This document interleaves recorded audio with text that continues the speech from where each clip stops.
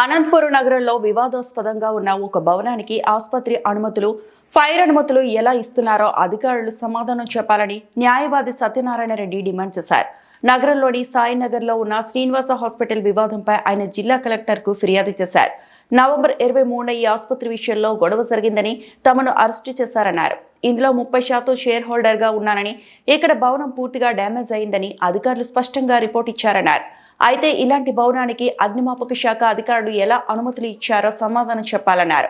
మరోవైపు DM and HO temporary registration ఎలా అనుమతిస్తుందని నిలదీశారు. 4 రోజుల క్రితం కూడా ఈ కేసులో 3 వ్యక్తులను అరెస్టు చేశారన్నారు. ఇలాంటి వివాదాస్పదంగా ఉన్న వాటికి ఫైర్ అనుమతులు, వైద్య ఆరోగ్య శాఖ ఎలా అనుమతులు ఇస్తుందని ప్రశ్నించారు. ఇదే అంశంపై జిల్లా కలెక్టర్కు ఫిర్యాదు చేశారన్నారు. దీనిపై చర్యలు తీసుకోవాలని ఆయన విజ్ఞప్తి చేశారు. అలాగే మున్సిపల్ అధికారులకు కూడా ఆక్యుపేషన్ సర్టిఫికేట్ కూడా తన సంతకం లేకుండా ఇవ్వొద్దని వినతిపత్రం అందజేశారు. ఎవరైనా సరే దీనికి అనుమతులు ఇస్తే చట్టపరంగా వారు కూడా బాధ్యులవుతారని సత్యనారాయణ రెడ్డి హెచ్చరించారు. అందరికీ నమస్కారం. ఈరోజు అనంతపురం పట్టణంలో సాయినగర్లోని పాత పావని హాస్పిటల్ విషయం మీడియాతో పాటు జిల్లా అధికారులతో పాటు ఈరోజు జిల్లా ప్రజలందరికీ తెలిసిన విషయమే. గత 6 నెలల నుంచి జరుగుతున్నటువంటి గలాటాలన్నీను మీ అందరికీ తెలుసు.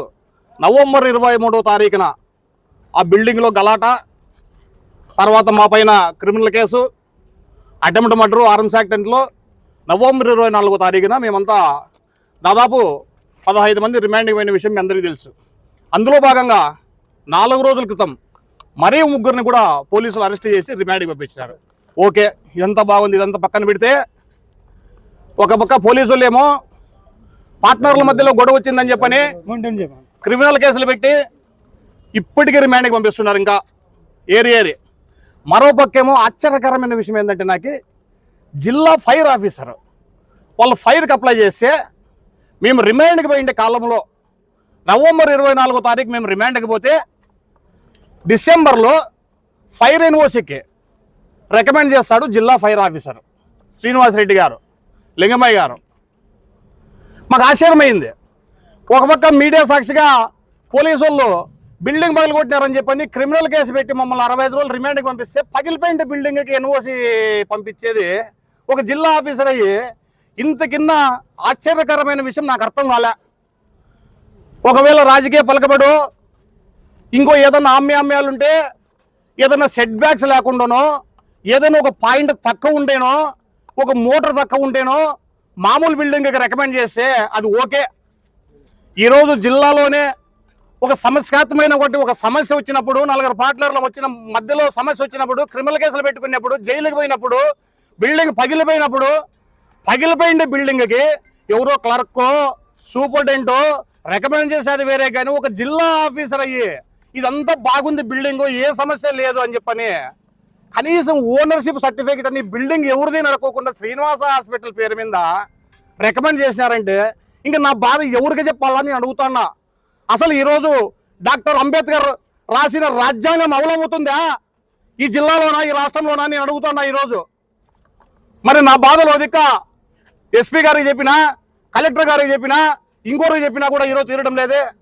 ఒక పక్క పోలీసులు కేసులు పెడతారు, మరో పక్క ఫైర్ వాళ్ళు ఎన్ఓసి ఇస్తారు, మరో పక్క డిఎంహెచ్ఓ గారు టెంపరరీ రిజిస్ట్రేషన్ ఇచ్చారంట. ఇది ఎలా సాధ్యమో నాకు అర్థం కాలే. ఒక సామాన్య వ్యక్తి రాత్రిపూట్ల 10 గంటలకు నడిచి వచ్చే పోలీసు కానిస్టేబుల్ పెట్టుకుని అడుగుతాడు, ఎవరయ్యా నువ్వు అంటే, సార్ పలా ఇట్లా అన్నా కూడా నీ ఆధార్ కార్డు చూపి అంటాడు. అది మినిమం. నేను ఒక అడ్వకేట్, డాక్టర్నో, లాయర్నో, ఇంకోటో అంటే ఏదైనా ఆధార్ కార్డు చూపి అంటారు ఎవరన్నా. కానీ ఒక అంత పెద్ద 6 అంతస్తుల బిల్డింగ్కి ఎన్ఓసి ఇచ్చేటప్పుడు అరే బిల్డింగ్ ఎవరిది అని ఒక మినిమం అడగాలి కదా. నేను వేరే మాట అడగడం లేదు, దానికి సెట్ బ్యాక్స్ ఉన్నాయా, ఇంకోటి ఉన్నాయా, మోటార్లు ఉన్నాయని మాట్లాడడంలే. ఈ బిల్డింగ్ ఎవరిదయ్యా అని అడగాలి కదా. మరి డిఎంహెచ్ఓ మేడం గారు ఇంతవరకు పర్మిషన్ ఇచ్చారు లేదో నాకు తెలియదు. మరి ఫైర్ అయితే మొన్ననే 3 రోజుల క్రితం శాంక్షన్ చేశారు. మరి జిల్లా ఫైర్ ఆఫీసర్ని అడిగితే ఏమంటాడు తెలుసా ఆయన, సార్ ఏం సార్ కనీసము టైటిల్ అని చూడుకోకుండా, బిల్డింగ్ ఎవరిదని తెలుసుకోకుండా మీరు పర్మిషన్ ఇచ్చినారు, ఇంతగా గలాట జరుగుతుంది, అనంతపురంలో మీడియాలో చూసినారు, పేపర్లో వచ్చింది, కేసులు పెట్టుకున్నారు అంటే నాకు సంబంధం లేదండి సత్యనారాయణ రెడ్డి కదా. ఎవరు బిల్డింగ్ ఎవరు అడిగినా కూడా నేను ఫైర్ ఎన్ఓసి ఇస్తాను అంటాడు. ఇది నాకు ఆశ్చర్యకరం. ఇది కావాలంటే ఆయన మాటల్లో ఆయనే మాట్లాడిన మాటలు వినండి ఒకసారి, ఏం చెప్తాడు అతను అనేది.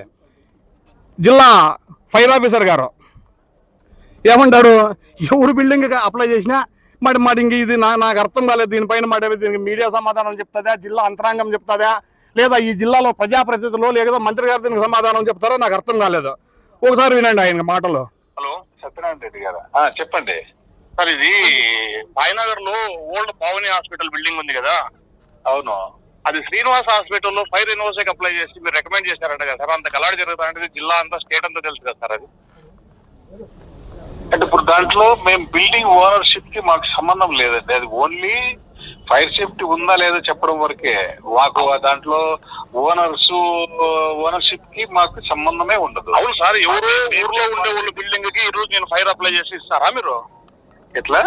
ఎవరైనా వేరే బిల్డింగ్, ఏ బిల్డింగ్ అన్నా ఊర్లో వాళ్ళు ఎవరి బిల్డింగ్ కూడా నేను ఫైర్ అప్లై చేసి ఇస్తారా మీరు?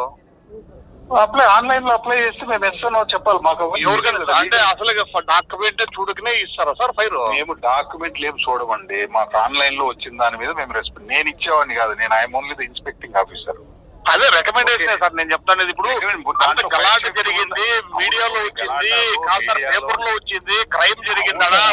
విన్నారు కదా. ఇంకది ఇది నాకు ఆశ్చర్యం. అందుకోసమనే జిల్లా కలెక్టర్ గారికి ఈరోజు కంప్లైంట్ ఇచ్చాను. ఇమీడియట్గా దీనిపైన చర్య తీసుకొని ఆ ఫైర్ క్యాన్సిల్ చేయమని, అదే విధంగా ఈరోజు డిఎంహెచ్ఓ గారికి కూడా కలెక్టర్ ద్వారా కంప్లైంట్ ఇచ్చాం. ఆ బిల్డింగ్ లో శ్రీనివాస హాస్పిటల్ కానీ మిగతా వాళ్ళకి కానీ నేను పార్ట్నర్ని కాబట్టి నా సంతకం లేకుండా ఎవరికి కూడా ఏ పర్మిషన్ ఇవ్వద్దండి. ఒకవేళ పర్మిషన్ ఇస్తే రేపు పొద్దున చట్టం దృష్టిలో మీరు దోషులు అవుతారు, మీరు కోర్టుకి లైబుల్ అవుతారని చెప్పని కంప్లైంట్ ఇవ్వడం జరిగింది. అదేవిధంగా మున్సిపల్ కమిషనర్ కూడా ఈరోజు పొద్దున్నే గ్రీవెన్స్ లో కంప్లైంట్ ఇచ్చి వచ్చినాము. ఆక్యుపేషన్ సర్టిఫికెట్ ఎటువంటి పరిస్థితుల్లో ఎవరికి వేరే వాళ్ళకి ఇవ్వకూడదు, మా సంతకం లేకుందని చెప్పి ఇచ్చి వచ్చినాము. మరి దీనిపైన ఇంత జరుగుతున్నా కూడా ఏదో మేమేదో దౌర్జన్యం చేసినట్ల ఈ రోజు అందరూ వాళ్ళంతా క్రియేట్ చేస్తారు. ఇప్పటికన్నా ఈ అనంతపురం పట్టణ ప్రజలు, అనంతపురంలో చాలా మేధావులు ఉన్నారు, నాయకులు ఉన్నారు, ప్రజాస్వామ్యవాదులు ఉన్నారు, సిపిఐ పార్టీ, సిపిఎం పార్టీ, అన్ని ప్రజా సంఘాలు ఉన్నాయి. ప్రతి ఒక్కరు ఈ నిమిషానికన్నా కనీసం స్పందించాలని చెప్పి నేను కోరుకుంటున్నా. ముఖ్యంగా సార్, ఈ రోజు జిల్లా అధికారులు చేసి ఇటువంటి పనులందరికీ ఈ రోజు ప్రభుత్వానికి కూడా చెడ్డ పేరు వస్తుందని చెప్పి నేను ఈ రోజు ఈ అనంతపురం ఎమ్మెల్యేకి, మంత్రులకి, అందరికీ ప్రజాపతులకు కూడా తెలియజేస్తున్నా. మీరు కూడా స్పందించండి. ఈరోజు చంద్రబాబు నాయుడు గారు ఏమో చెప్తారు, నేను ఖచ్చితంగా నిజాయితీ పరిపాలన అందిస్తున్నామని. మరి ఈరోజు జిల్లా అధికారులు చేస్తానేది ఏంది సార్? ఇంత గలాడు చేసి క్రిమినల్ కేసులు పెట్టిండే బిల్డింగ్లకి, పగిలిపోయిండే బిల్డింగ్లకి ఒక జిల్లా ఆఫీసర్ ఎన్ఓసి ఇస్తాడంటే, ఒక డిఎంహెచ్ఓ గారు రికమెండ్ చేస్తారంటే ఇంత కింద ఘోరమైంది ఇంకేమన్నా ఉందా అని అడుగుతాండా. సామాన్య ప్రజలు ఈ రోజు బతికేకుందా అని అడుగుతాండా. కాబట్టి దయచేసి ప్రజాస్వామ్యాన్ని కాపాడండి, నిజాయితీగా ఉండండి. జిల్లా ఆఫీసర్లందరూ నిజాయితీని, నీతిని కాపాడమని చెప్పి మరొక్కసారి మిమ్మల్ని అందరినీ నేను హృదయపూర్వకంగా మీ అందరికీ మీడియా సాక్షిగా తెలుసుకుంటున్నా సార్.